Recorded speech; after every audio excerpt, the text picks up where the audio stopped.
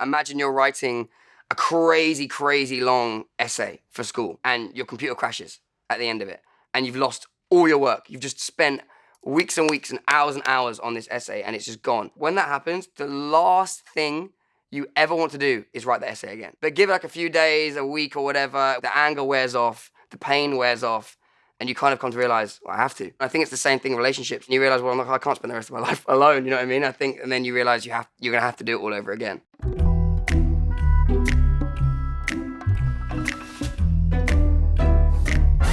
This song is actually kind of like a very like international song. There was multiple days where it was worked on and it was in all different cities around the world. So the melodies and the chords were put together in Jamaica. The lyrics were written in Florida, in Tampa, and the production was finished in London and Copenhagen in Denmark. But the main one I really remember was in Jamaica. I'd flown my two close friends out to Jamaica to basically have 2 weeks of writing. The whole aim was kind of just to finish off an album pretty much, or I say finish off, like literally start an album and finish it in 2 weeks. I remember this song so clearly because it was on the third day. Up until that point, we had nothing. And I was like, I really don't want to leave this place without having like some form of a great song. When we finished writing the melodies for this song, we kind of all looked at each other like, okay, if nothing else happens now for the rest of the 2 weeks, at least we get to walk away with one that we think is really catchy and really, really good. I heard you sleeping with somebody new.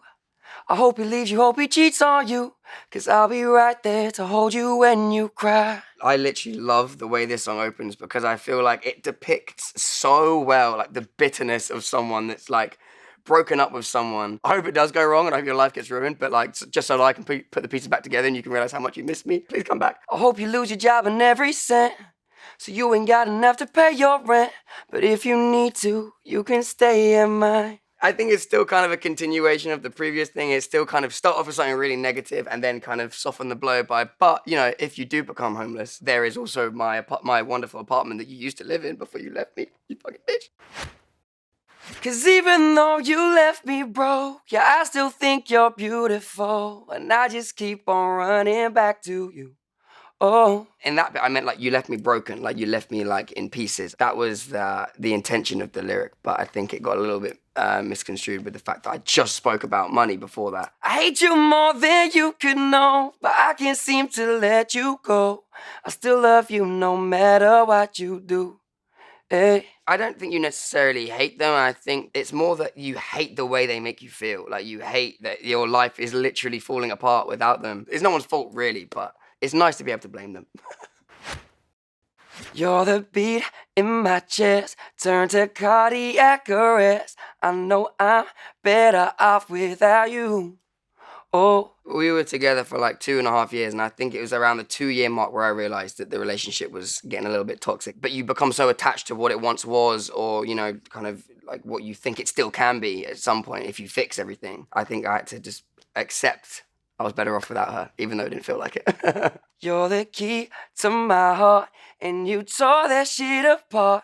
I know I should go find someone new, but I'm not over you. I remember when we finished it, my biggest worry, and I said it to the guys, I was like, I just worry it's too cheesy, like it's so happy, and so, hey, everyone clap your hands together. I was like, I want to make sure that it doesn't come across like that because I think the song could be really cool at the same time. And then we kind of talked about like how the lyrics could kind of inject some of that kind of more rawness and more realness into the song. And that was kind of what we did. The whole song is kind of juxtaposition. It's kind of this really sweet sounding song with actually quite mean spirited lyrics every now and then.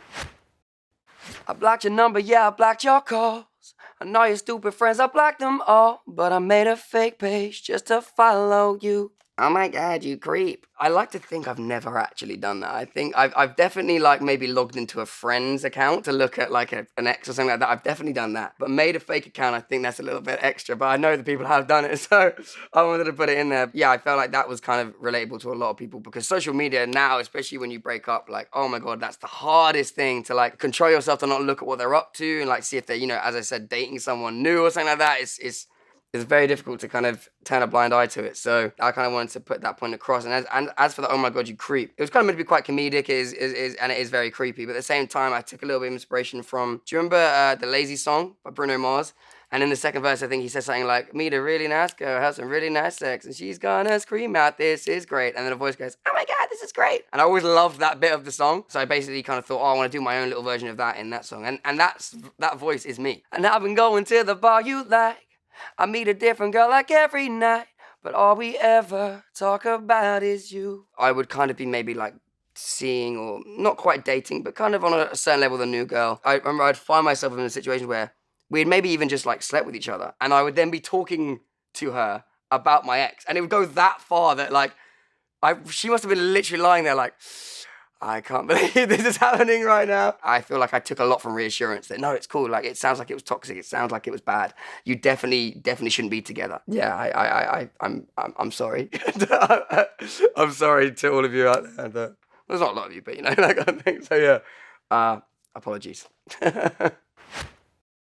No matter what I do or where I go, I can't let you go. Hate the fact you know you're irreplaceable, and all I ever hear about is you replacing me.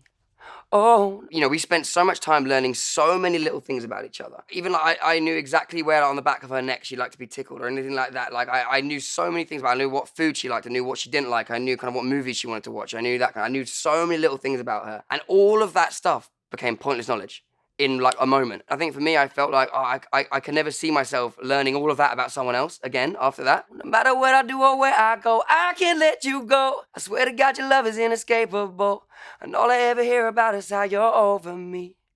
Hey. My brother and one of my best friends saw her quite obviously quite close with some new guy, and they obviously like didn't tell me because they were like, well, we can't tell Conor that because he will literally break down. They were like, we can't tell him, he's not ready. So they kept it from me, and then I found out another way. I found out, and it was in front of them. Someone else blurted it out by accident because they didn't know that we had dated. They were like, oh, you mean Thingy, who's dating Thingy now?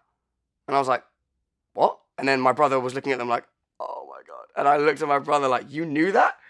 He was like, oh, well, you know, I thought maybe it was, I didn't really know what it was. I didn't really get to see it. And then he kind of just like ran out the room a little bit. That line is kind of throwing back to that moment when I remember like, oh my God, now I feel like everyone knows that she's over me, and I'm the one that looks like an idiot here, and I'm completely caught up in it still.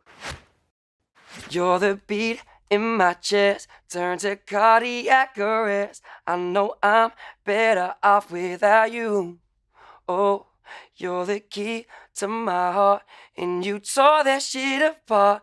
I know I should go find someone new, but I'm not over you. No, I'm not over you.